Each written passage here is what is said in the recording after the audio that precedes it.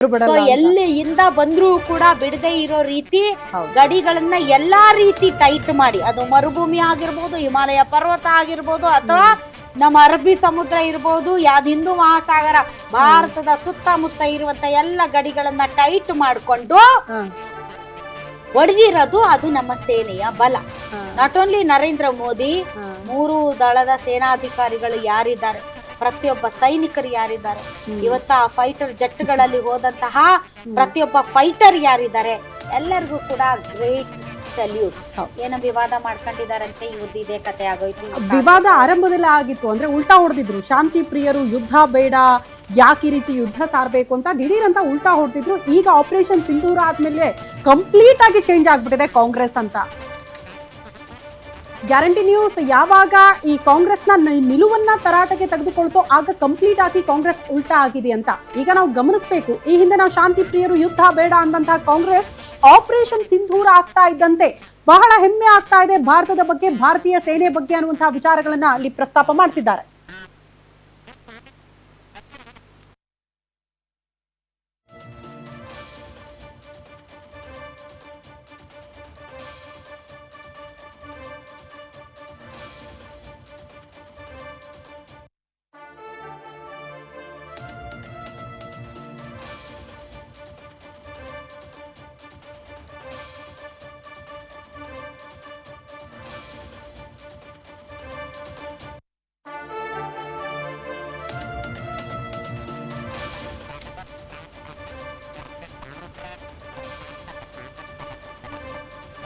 Okay, ಇದು deleted post, ಈಗ ಇದು ಸಿಗೋದಿಲ್ಲ.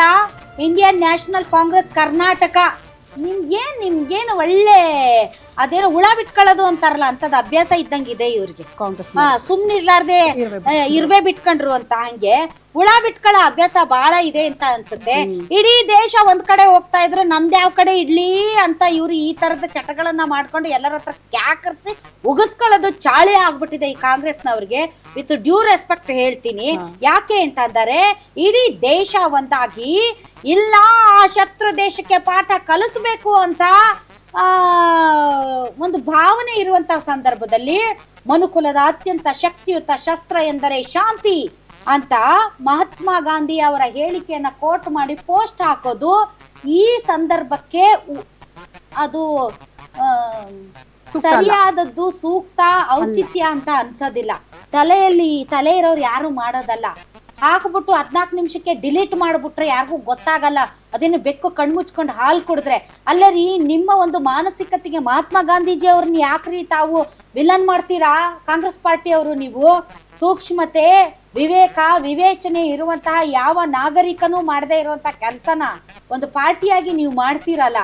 ಅಂದ್ರೆ ಪಾಕಿಸ್ತಾನದ ಏನ್ ಮಾಡಿದ್ರು ಕೂಡ ಮಾಡಿಸ್ಕೊಂಡು ಅವ್ರಿಗೆ ಸಲಾಮ್ ಹೊಡ್ಕೊಂಡು ನೀವು ಮಾಡಿ ನಾವು ಮಾಡಿಸ್ಕೊತಾ ಇರ್ತೀವಿ, ನೀವ್ ಏನ್ ಮಾಡಿದ್ರು ಕೂಡ ನಾವೇನು ಮಾಡಲ್ಲ ಅನ್ನುವಂತ ಅದೇನೋ ಅಂತಾರಲ್ಲ, ಹಂಗೆ ಮುಂದೆ ಬಂದರೆ ಹಾಯ ಬೇಡ, ಹಿಂದೆ ಬಂದರೆ ಒದೆಯ ಬೇಡ ಅಂತ. ಏನು ನಾವೇನ್ ಕೈಲಾಗ್ದವ್ರೆ ನಾವು? ಏನ್ರಿ ನೀವು ಕಾಂಗ್ರೆಸ್ ಪಾರ್ಟಿ ಅವರು? ನಿಮ್ಗೆಲ್ಲ ನಿಮ್ದು ಯಾರು ನಿಮ್ ಸೋಷಿಯಲ್ ಮೀಡಿಯಾ ಹ್ಯಾಂಡಲ್ ಮಾಡ್ತಾ ಇರೋರು ಯಾರು? ಫಸ್ಟ್ ಅವ್ರು ತೆಗೆದು ಬಿಸಾಕಿ. ಇದು ನಿಜಕ್ಕೂ ಐ ಡೋಂಟ್ ನೋ, ಸಿದ್ದರಾಮಯ್ಯನವ್ರು ಹೇಳ್ ಮಾಡಿಸಿದ್ರು ಅಥವಾ ಕರ್ನಾಟಕ ಕಾಂಗ್ರೆಸ್ ಪಾರ್ಟಿಯ ಅಧ್ಯಕ್ಷರಾದಂತ DK ಶಿವಕುಮಾರ್ ಅವರೇ ನಿಮ್ ತಲೆಗೆ ಬರೋದಿದು, ಬೇರೆ ಯಾರ ತಲೆಗೂ ಬರಲ್ಲ. ಬಿಕಾಸ್ ನೀವೇ ಅಧ್ಯಕ್ಷರು, ಕಾಂಗ್ರೆಸ್ ಪಾರ್ಟಿಯ ಅಧ್ಯಕ್ಷರು ನೀವು. ನೀವು ಹಾಕಿರೋದು ಯುದ್ಧನೇ ಎಲ್ಲದಕ್ಕೂ ಉತ್ತರ ಅಲ್ಲ. ಆದರೆ ಭಾರತ ಸರ್ಕಾರ ಇವತ್ತು ಕೈಗೊಂಡಿರುವಂತಹ ಉಗ್ರರ ನೆಲೆಯನ್ನ ಸಮಾಧಿ ಮಾಡುವಂತಹ ಕಾರ್ಯಕ್ಕೆ ಶಾಂತಿಯೇ ಉತ್ತರ ಅಂತ ನೀವು ಪೋಸ್ಟ್ ಹಾಕ್ಬಿಟ್ರೆ ನಿಮ್ಮಂತ ಅವಿವೇಕಿಗಳು ಯಾರು ಇಲ್ಲ ಅಂತ ಅನ್ಸುತ್ತೆ. ಯಾಕೆ ಅಂತಂದ್ರೆ, ಯಾವ ಸಂದರ್ಭಕ್ಕೆ ಯಾವ ರೀತಿಯಾದಂತ ಪೋಸ್ಟ್ ಹಾಕ್ಬೇಕು ಅನ್ನುವಂತ ಸಾಮಾನ್ಯ ಜ್ಞಾನ ವಿವೇಚನೆ ಇಲ್ಲದೆ ಇದ್ರೆ ನಿಮ್ಮನ್ನ ಏನು ಮಾಡ್ಬೇಕು ಅಂತ ಮಾನ್ಯ DK ಶಿವಕುಮಾರ್ ಅವರು ಇದಕ್ಕೆ ಉತ್ತರ ಕೊಡಬೇಕಾಗುತ್ತೆ. ಯಾಕೆ ಅಂತಂದ್ರೆ, ನೀವು ಈ ಪಕ್ಷದ ಅಧ್ಯಕ್ಷರು. ಸೊ ನೀವು ಅಧಿಕೃತವಾದಂತಹ ನಿಮ್ಮ ಏನು social media social media account ನಿಂದ ಈ ಒಂದು ಪೋಸ್ಟ್ ನ 13 ನಿಮಿಷಕ್ಕೆ ಡಿಲೀಟ್ ಮಾಡ್ತಾರೆ ಅಂತಂದರೆ, ಫಸ್ಟ್ ಈ ಸೋಷಿಯಲ್ ಮೀಡಿಯಾ ಹ್ಯಾಂಡಲ್ ಮಾಡ್ತಾ ಇರೋರನ್ನ ಡಿಲೀಟ್ ಮಾಡಿ. ಇಲ್ಲ ಅಂತಂದರೆ ನೀವು ಏನ್ ಮಾಡಿದ್ರು ಕೂಡ ನಿಮ್ ಕೆಲಸ ಡಿಲೀಟ್ ಆಗೋಗುತ್ತೆ. ಏನಪ್ಪ ಕಾಮನ್ ಸೆನ್ಸೇ ಇಲ್ದಂಗೆ ಬಿಹೇವ್ ಮಾಡ್ತಾರಪ್ಪ. ಇವ್ರಿಗೆ ಏನು ಗೊತ್ತಾಗ್ತಾ ಇದೆಯೋ ಗೊತ್ತಾಗ್ತಾ ಇಲ್ವೋ ಯಾಕಂತ ನನ್ಗೆ ಅರ್ಥ. ಇವರೆಲ್ಲ ಈ ಸೋಷಿಯಲ್ ಮೀಡಿಯಾ ಅಕೌಂಟ್ ಹ್ಯಾಂಡಲ್ ಮಾಡ್ತಾರಲ್ಲ, ಸರ್ಜಿಕಲ್ ಸ್ಟ್ರೈಕ್ ಸರಿಯಾದ ಮಾಹಿತಿ ಇರುತ್ತಾ ಇರಲ್ವಾ?